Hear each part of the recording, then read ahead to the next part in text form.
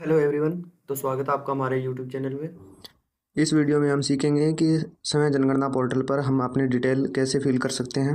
Google पर जाके समय जनगणना 2027 बस इतना लिखना है और क्लिक कर देना है। क्लिक करने के बाद जैसे ही आप देखोगे सेल्फ इन्यूमरेशन या ऐसी पोर्टल, ये लिंक आपको देखने को मिला है, इस पर आप क्लिक कर दें। क्लिक करने के बाद कुछ ऐसा इंटरफेस ओपन होगा।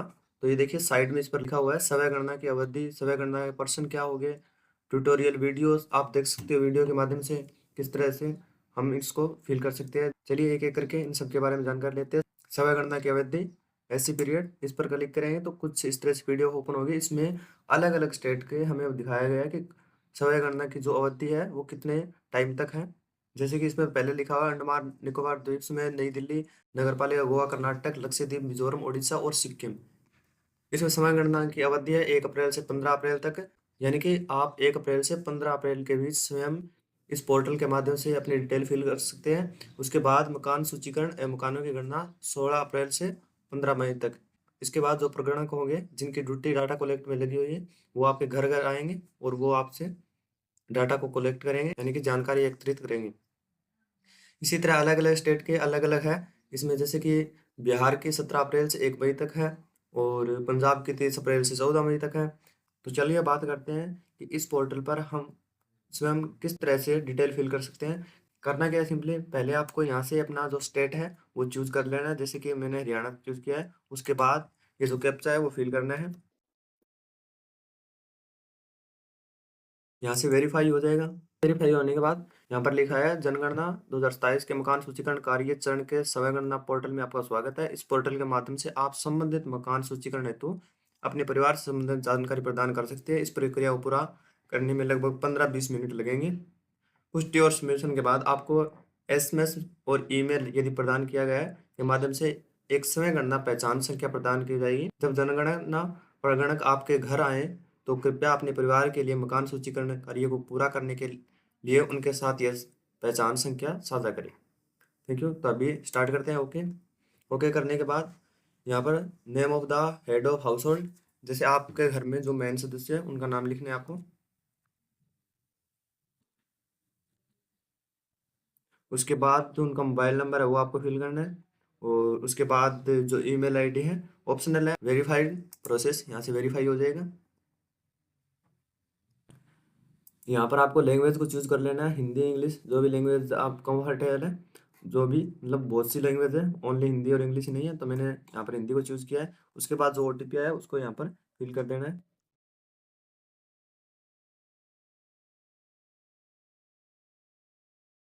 अब यहाँ से वेरीफाई करना है। वेरीफाई करने के बाद जैसे हमने स्टेट तो पहले ही चुन लिया था, इसके बाद किस जिले के अंतर्गत आते हो आप वो जिला यहाँ से चूज कर लेना है। उसके बाद जो आपके डिस्ट्रिक्ट का पिन कोड है वो यहाँ पर आपको लगाना है। जैसे कि आपको पता है कि ये जो 2027 की जनगणना है फुल डिजिटल होने वाली है, तो यहाँ पर हमने चूज किया है हरियाणा। तो कि इस वर्ल्ड मैप पर हरियाणा हमें शो हो रहा है। ये देखो हरियाणा के बाहर बाउंड्री दिखाई गई है कि आप इस स्टेट में हो। और आपको यहाँ पर अपना जो हाउस है वो यहाँ पर चूज करना है। जैसे मैं सिरसा में हूँ, तो इसके लिए करना क्या, आपको इसको जूम इन कर लेना है। और जैसे ही जूम इन करोगे तो जिस भी जगह पर आप हो वहाँ पर क्लिक कर लेना है।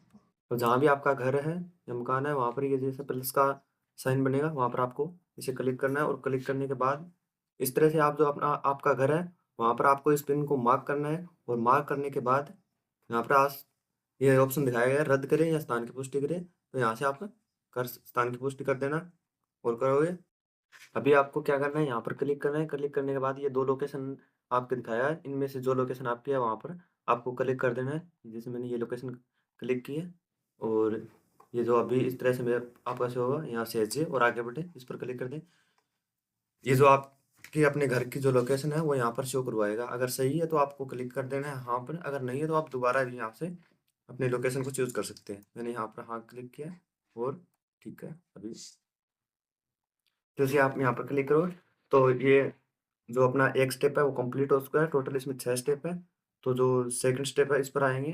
अभी क्या है, जनगणना मकान के फर्श में प्रयुक्त सामग्री, आपका जो घर का फर्श है वो किस सामग्री से बना हुआ है मिट्टी, लकड़ी, बांस, पक्के ईंट, पत्थर, सीमेंट या जो भी इसमें वो आपको यहाँ पर क्लिक करना है। उसके बाद जो आपके घर की जो दीवारें हैं वो किस मटेरियल से बनी हुई है, घास फूस की है, प्लास्टिक की है, मिट्टी है, कच्ची ईंट की है, लकड़ी की है, मतलब जो भी जिससे भी बनी हुई है वो यहाँ पर आपको क्लिक कर देना है। उसके बाद जनगणना मकान के छत में प्रयुक्त सामग्री, अगर आपके जो घर के रूफ है या छत है वो किस से बनी हुई है तो उस पर आपको यहाँ पर क्लिक करना है जिससे बनी हुई है।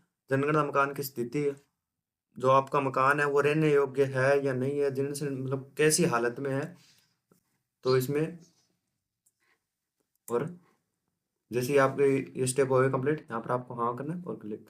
अब सामान्य जानकारी, अब भी अपने 2 स्टेप कंप्लीट हो सके, थर्ड स्टेप में है इस परिवार में सामान्य रहने वाले व्यक्तियों की कुल संख्या, कितने व्यक्ति घर में जो रह रहे हैं उनकी संख्या है। परिवार के मुखिया का नाम आया, परिवार के मुखिया का नाम चुनी हुई भाषा में, जो आपने लैंग्वेज सिलेक्ट की है उसमें जो परिवार के मुख्य है उसका नाम आपको उस लैंग्वेज में है। अब जो परिवार के मुख्य है वो आपको देखना है लेडीज है या जेंट्स है, कौन है, तो उस पर आपको क्लिक करना है। यहाँ पर जो आपकी कैटेगरी है वो दी गई है, जैसे इसमें एससी और एसटी दो कैटेगरी दिखाई गई है, बाकी जो अन्य है वो अन्य में आएंगी। जैसे ओबीसी, बीसी या जनरल कैटेगरी है वो अन्य में आएगी। इसके बाद इस मकान के स्वामित्व की स्थिति, अपना है, किराए पर है, किराए का एवं अपना कोई मकान नहीं है, तो इस पर हम कर देते हैं अपना। और इसमें इसमें रहने योग्य उपलब्ध कमरों की संख्या कितनी है, आपने जैसे कि अपने घर में जो आपने डिटेल फिल की आपके घर में, तो उसमें कितने रूम्स है वो आपको यहाँ पर दिखाने हैं। आपने घर में जो बालकनी बना रखी है या आपने जो टॉयलेट वगैरह बना रखे हैं, बाथरूम है, वो रहने योग्य, या फिर जो स्टोर रूम है वो रहने योग्य नहीं आएंगे। जिसमें आप रहने योग्य कमरे हैं उन्हीं का यहाँ पर आपको चयन करना है, चयन नहीं, उनकी संख्या आपको यहाँ पर लिखनी है कितने कमरे हैं। तो मैं यहाँ पर लिख देता हूँ, इस परिवार में रहने वाले विवाहित दंपतियों की, यानी कि कितने मैरिड कपल है जो यहाँ पर रह रहे हैं।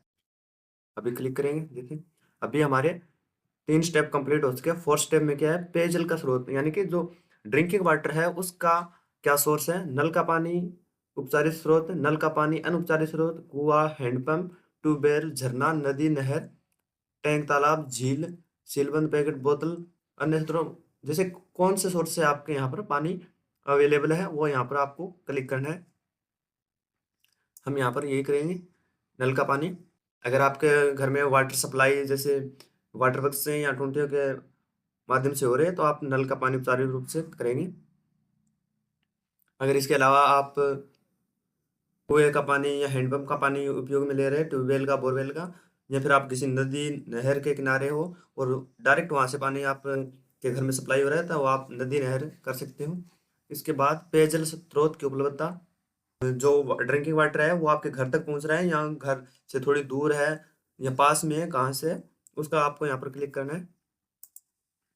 इसके बाद प्रकाश का स्रोत, यानी कि जो लाइट का सोर्स है वो कैसा है, यानी कि आपके घर में इलेक्ट्रिसिटी है या जो मिट्टी का तेल है वो यूज करते हो आप, या फिर जो सोलर पैनल है वो आपके घर में लगे हुए हैं, या फिर अन्य किसी तेल का उपयोग करके आप लाइट उपलब्ध करवाते हो। या फिर एक ऑप्शन ये भी दिया गया है कि यहाँ पर प्रकाश रहित, कि आपके घर में मतलब लाइट का कोई सोर्स है भी नहीं, तो आप इस पर क्लिक कर सकते हो। लेकिन मोस्टली देखने को मिलता है कि लाइट ही होती है, तो लाइट इस पर हम क्लिक करेंगे। इसके बाद दिखाया गया है शौचालय का प्रकार कैसा है, अलग अलग टाइप।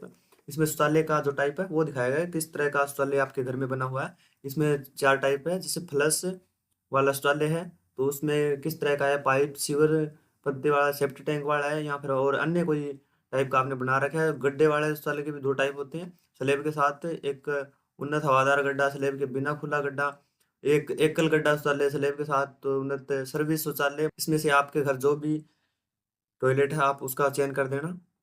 इसके बाद गंदे पानी की निकासी किससे जुड़ी है, नालियों से, खुली नाली से, मतलब ढकी हुई नाली है उससे जुड़ी है, खुली नाली से, किसी भी नाली से नहीं जुड़ी है। इसके बाद जो आपके घर में है उसमें जो स्नान घर है उसकी सुविधा है या नहीं है, छत वाला है, बिना छत वाला है, वो आपको यहाँ पर डिटेल फिल करनी है।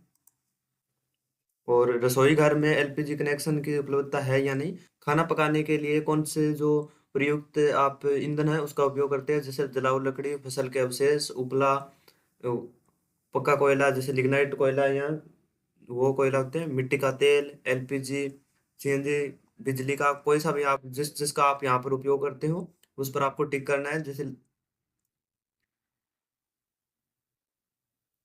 अभी हमने 4 स्टेप कंप्लीट करके फिर 5वां स्टेप है। इसमें क्या है, आपके घर में रेडियो या फिर फ़ोन वगैरह है तो उसके यहाँ पर क्लिक करना है। परंपरागत रेडियो सेट है या मोबाइल फ़ोन है, अन्य किसी उपकरण, तो हम मोबाइल फ़ोन पर क्लिक करें। टेलीविज़न है या नहीं, तो इसके बारे में हमें क्लिक करना है।